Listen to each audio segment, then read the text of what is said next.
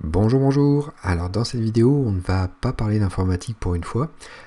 Je fais cette vidéo en fait un petit peu en réaction par rapport au nombre de questions que vous m'envoyez sur le fait de construire un CV efficace. Donc il y a beaucoup de gens qui me demandent s'il faudrait mettre telle ou telle partie dans leur CV. Et donc du coup, plutôt que de répondre individuellement, j'ai décidé de faire une petite checklist de ce qu'il faudrait faire et ne pas faire dans un CV. Donc c'est parti, on va commencer par les points un petit peu négatifs et puis on va lister un petit peu ce qu'il ne faut absolument pas faire dans un CV. Alors premier point qui pour moi semble un petit peu négatif, ça serait une absence de structure. Donc je vous conseille vraiment de structurer votre CV, de faire un petit schéma sur un bout de papier avant, de dire voilà, j'aurai une section qui va s'appeler mes formations, une section expérience, et de grouper en fait un petit peu toutes ces infos-là. Il faut que le lecteur puisse savoir dans quelle section de votre CV il se situe. Deuxième point important, et puis je le mets parce que je l'ai déjà vu sur beaucoup de CV, c'est l'oubli de vos coordonnées. Normalement, le but du jeu, c'est qu'on vous recontacte. Troisième point, évitez les paragraphes trop longs. N'oubliez pas que le lecteur, il va s'intéresser à votre CV quelques secondes. Donc si c'est trop long à lire, ça va l'ennuyer. Vous allez perdre l'attention de votre lecteur et il risque de passer au suivant en fait. Donc évitez les paragraphes longs, condensez les idées. Alors quatrième point, évitez forcément les fautes d'orthographe. Pensez à relire votre CV, à le faire relire par d'autres personnes. Sachez que forcément il y a beaucoup de gens qui sont extrêmement rebutés en lisant, en voyant des fautes d'orthographe. Donc si on pouvait éviter ça, ça serait très, très bien. Ensuite, nouveau point, évitez les détails complexes. Donc là, effectivement, si vous êtes très spécialisé dans un domaine, je prends par exemple l'informatique, que vous êtes développeur par exemple, ne rentrez pas forcément dans le détail, puisque la personne qui va vous embaucher n'est pas forcément quelqu'un de technique. Donc il faudra expliquer la généralité de votre apprentissage ou de votre technique, mais ne pas forcément rentrer dans le détail. Ne perdez pas votre recruteur parce que vous voulez parler de choses extrêmement complexe dans votre métier. Nouveau point, forcément, on ne ment pas sur un CV. Ça va se voir au bout d'un moment. Le but du jeu, c'est de montrer vos capacités comme elles sont. Ne pensez pas que si vous enjolivez un petit peu le truc, vous allez avoir plus de chances de vous faire embaucher. Ça va se voir au bout d'un moment. Enfin, évitez les CV sur plusieurs pages. J'ai eu beaucoup de questions là-dessus en commentaire de la vidéo sur le CV moderne. Personnellement, j'ai un peu tendance à dire essayer de ne pas faire le CV sur plusieurs pages. Il y a beaucoup de moyens de faire rentrer toute votre expérience sur une seule page. Je vous assure, on peut vraiment trouver de la place en mettant bien en forme les caractères. Voilà, donc ça, ce sont tous les points qui sont pour moi un petit peu négatifs sur un CV. Alors, je vais passer maintenant à la checklist de ce qu'il faut absolument faire sur un CV. Donc, ce qu'il faut faire, premièrement, privilégier le chemin parcouru plutôt que le résultat de votre expérience. Le recruteur va vouloir savoir comment est-ce que vous êtes arrivé à faire telle chose. Pas forcément est-ce que vous y êtes arrivé ou pas. Le but du jeu, c'est de montrer à votre recruteur que vous êtes motivé, que vous avez envie de vous engager dans plusieurs projets et de montrer un petit peu si vous êtes engagé, comment est-ce que vous allez le faire. Le résultat, savoir est-ce que vous avez réussi ou pas votre objectif, n'est pas forcément très important dans le CV. Ensuite, on ne laisse pas de trous dans votre parcours. Si jamais vous vous êtes arrêté pour, élever les enfants par exemple, n'hésitez pas à le noter sur votre CV.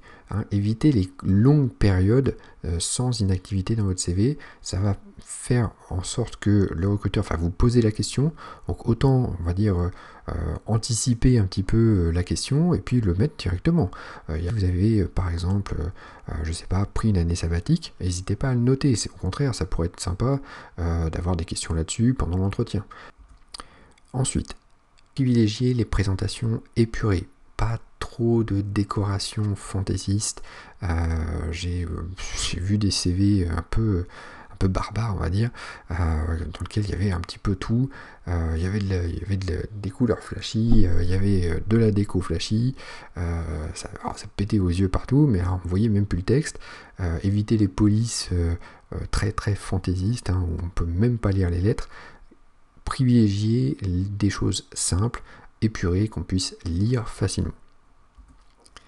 Mettez une photo professionnelle sur votre CV, ça va de soi, hein, mais moi c'est pareil, j'ai déjà vu des CV où les gens, ils avaient pris leur photo quasiment Facebook, dans lequel ils faisaient la fête, etc. C'est pas une photo professionnelle, même si voilà, vous êtes un fêtard, on ne le met pas sur le CV tout simplement, on le mettra plus tard, les gens le verront de toute façon au fur et à mesure.